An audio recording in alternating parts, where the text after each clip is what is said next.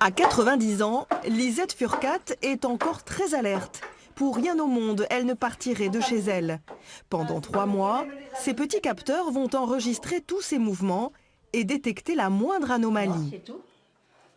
Si elle a l'habitude de passer 30 minutes dans son jardin et qu'un jour elle y passe beaucoup plus de temps, en 40, 50 minutes, 1 heure, là on le détecte, on voit que c'est une anomalie d'activité et on envoie un SMS à ses proches. Grâce à cette application, sa fille peut donc consulter à distance et à tout moment les déplacements de sa mère. Je vois qu'elle elle a dormi, elle a été 7 heures et quelques dans sa chambre, elle a resté dans la cuisine 50 minutes. Le reste du temps, j'imagine qu'elle était ici ou bien dehors dans le jardin. Donc s'il y a un gros problème, on m'appelle, puisqu'on est 4 à être sur une liste et à pouvoir communiquer. Moi, je trouve que c'est très rassurant.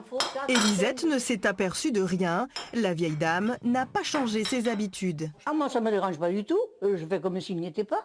Je vis normalement. J'y pense même pas.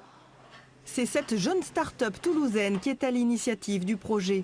Après seulement 2 ans d'existence, Télégraphique veut révolutionner le maintien de la personne à domicile. La téléassistance classique existe depuis 30 ans maintenant. Donc c'est une technologie qui devient un peu obsolète dans la mesure où c'est inefficace puisque les personnes âgées ne le portent pas ou quand elles le portent, lorsqu'elles chutent, si elles font un malaise, elles ne pourront jamais appuyer.